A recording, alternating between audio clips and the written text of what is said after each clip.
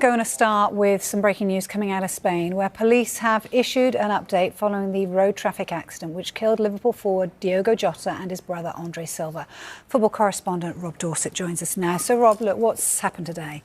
OK, so look, we've had an update from the Spanish police that are investigating exactly what happened in this accident which killed the Liverpool striker Diogo Jota and his brother Andre Silva.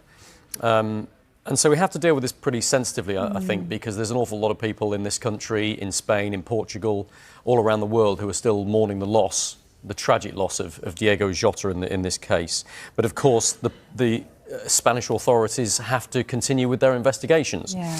And this is the first formal statement we've had from them since the crash, pointing to maybe some of the circumstances around it.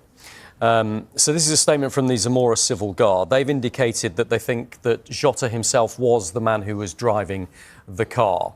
Here you go, you can see it now. The expert report is being prepared and finalised. I think that's important to stress. This is not the final conclusion here. They're still investigating.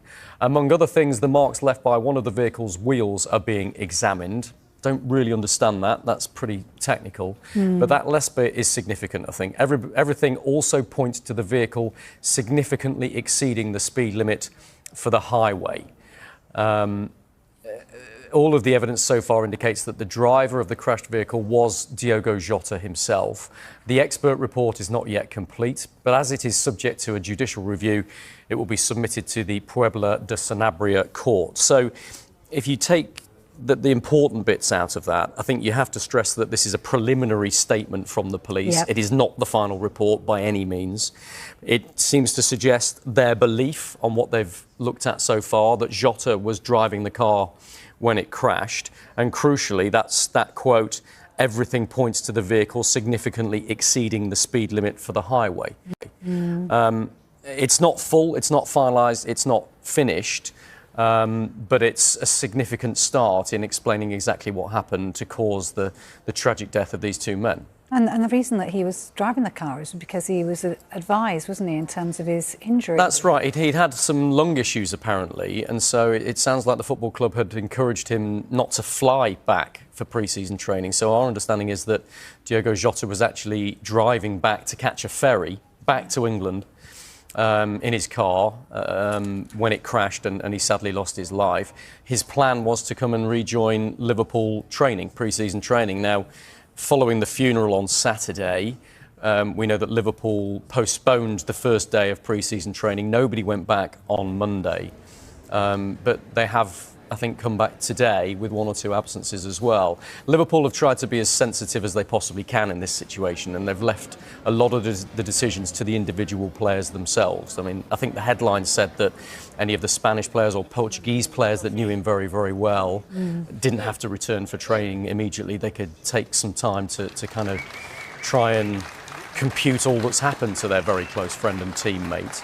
I think Liverpool have applied that to all of the players. If they didn't feel ready to come back, there's no way that Liverpool would force those players to come back. But we've seen some of the tributes that the squad have been laying at Liverpool's training ground this morning when they have returned for pre-season training, and some of the supporters that have laid flowers and tributes as well. And that's why I think we have to, the pictures you're looking at there are of the funeral itself, of course, which happened on Saturday back in his home country. But I think that's why we have to be very careful in how we give you this very newsy update right now. Yeah, I agree. We have to be aware that people are still suffering, an awful lot of people are still suffering, and that's not just Liverpool supporters. And I think the Spanish police will be aware of that as well in issuing this update. Yes. It's not a full update. It stresses that there is still an lot more that they need to investigate and finalise and determine before they bring out an official report concluding what's happened. And it's my understanding there's more than one investigation happening into this crash. There's more than one body in Spain that is carrying out various investigations into exactly what happened. This is just one of them. Yeah. It's clearly an important one. It's a formal one. It's the Zamora Civil Guard who've been looking at this, an official body out in Spain. But just to recap those two key issues that they've made today, which I think are the crux of their statement. And even though Their investigations are ongoing. They say they believe it was Diogo Jota himself who was driving the car when it crashed, not his brother Andre Silva. But crucially, quote, they say everything points to the vehicle significantly exceeding the speed limit for the highway. More details from Spain as soon as we get it. Yeah, just finally, you mentioned as well today, you know, obviously it's incredibly sensitive and it's such an emotional thing for all these players that are potentially returning to pre-season, of which we've seen some of them returning to Liverpool today. And it is that whole case of some of them will want to go back to actually get back in a group and actually try to process what's happened, because they're going to have to somehow take to the field and play a game of football. As a team. And that actually probably seems very, very irrelevant and insignificant. As a team, without one of their closest teammates. And I don't think you can put into words how difficult that will be for the Liverpool squad. Of course, there were some players in that squad who were much closer to him than others. But I think what we've seen over the last few days is a united feeling of loss around that football club. I mean, Liverpool Football Club has a history of tragedy surrounding it. It's had some horrific incidents to deal with over its history.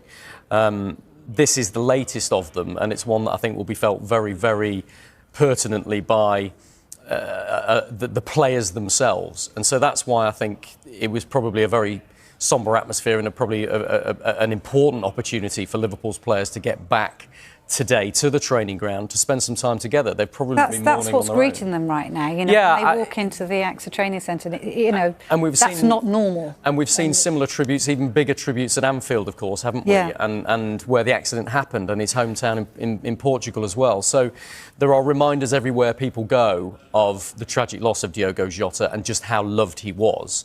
None least of those at Liverpool's training ground. So I think the Liverpool players and Liverpool officials will hear this news that we're bringing to you now about this statement from the Zamora Civil Guard. And I don't know how it will impact them, is the honest truth. They'll have to digest it. It's not a final report, but it's a bit more detail about how their friend and teammate died. And however we deliver that, it's going to be difficult for them to receive.